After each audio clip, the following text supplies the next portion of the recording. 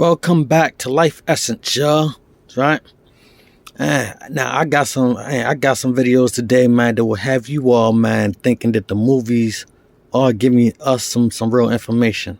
So pay attention, y'all. Now, it may wind up, man, and giving you a little shock when you first look at it. But yes, pay attention. Now let's get straight to the video. The Men in Black are real. For decades, people have reported encountering these strange men after they witness a UFO. In many cases, they show up at witnesses' houses in vintage black cars to ask bizarre and intimidating questions. There's also something strange about them, as they appear devoid facial features, or are often sickly pale, and act almost robotic with their movements. It's said that these are either government agents, or aliens trying to cover up UFO activity. That is why many believe. I'm Ryan, that's Brent. This week on BuzzFeed Unsolved, we're covering the real-life Men in Black. Are they real? Are they as charming as their Hollywood counterparts? You know, watching Men in Black, I never knew it was based on a true story. Today we find out.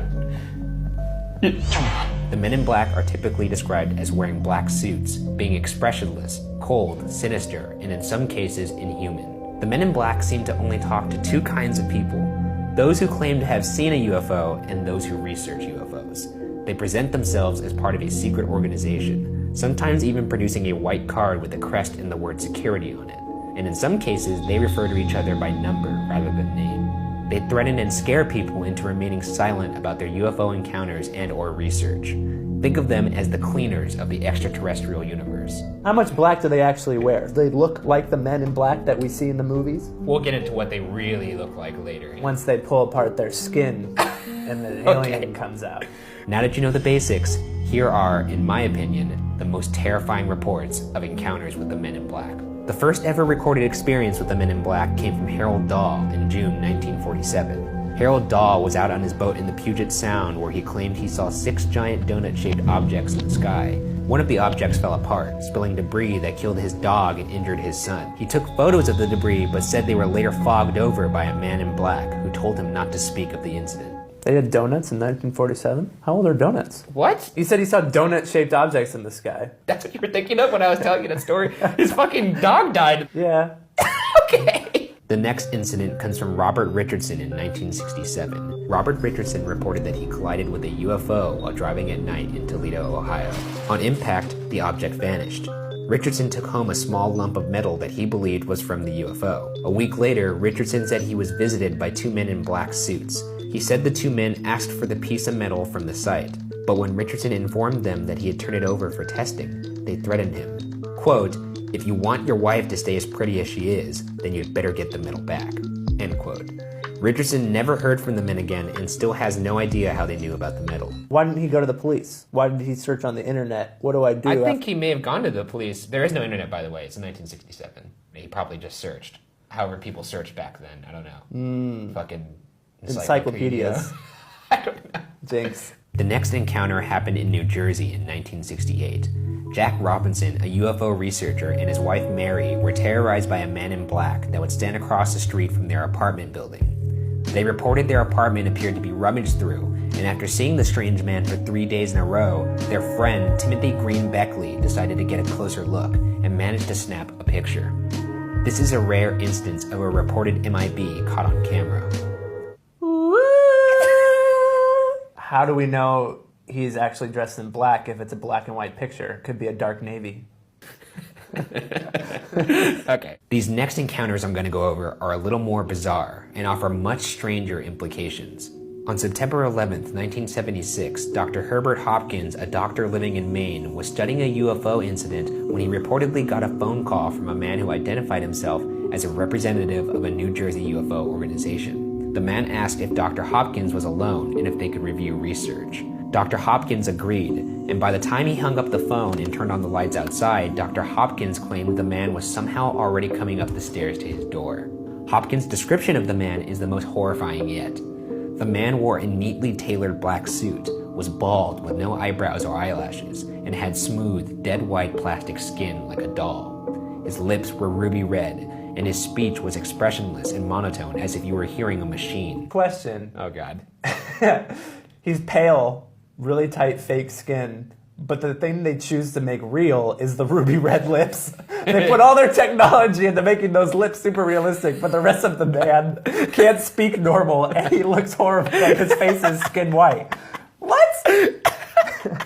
The man in black told Hopkins to take out a coin and said, "Watch the coin." After that, Hopkins claims, quote, "It started to develop a silver color instead of copper, and then the silver became bluish, and the penny was getting quite fuzzy, out of focus, blurred, and then it simply was gone. It slowly dematerialized," end quote. After that, Hopkins said the man ordered him to destroy.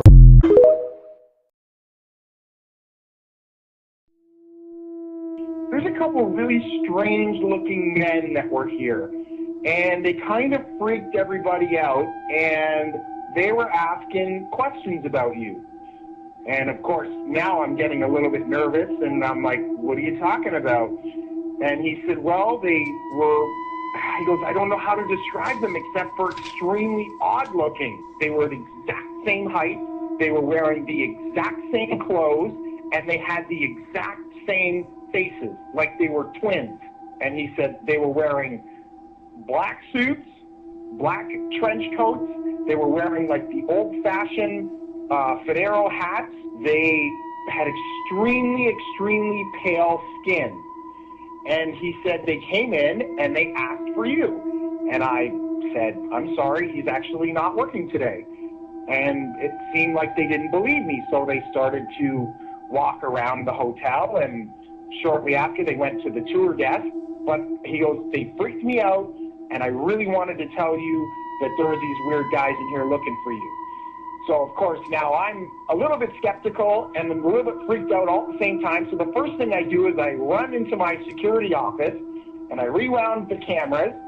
And sure enough, here comes two gentlemen through the front door looking exactly how he described. Then the next day, I was talking with my tour desk, and one of them asked to talk to me. She came in my office, the same as my bellman, and she said, I heard that you heard that there were some men looking for you. And she said, they asked a few questions about you, and they said strange things that I didn't understand. And they were talking about governments and conspiracies, and none of it made any sense to me. But she goes, they were very, very scary. She said they had no eyebrows, no eyelashes, nothing. Their hair looked like they had a wig on, like it was attached to their hat, like it wasn't even real. And she said, and the scariest thing, their eyes were so big and so blue that they almost hypnotized me a little bit. And she goes, and you're going to think I'm crazy when I tell you this, but I swear they knew what I was thinking. And she started to cry, and she said one more thing before she left. She said, these men, they didn't blink. Not once did I see them blink.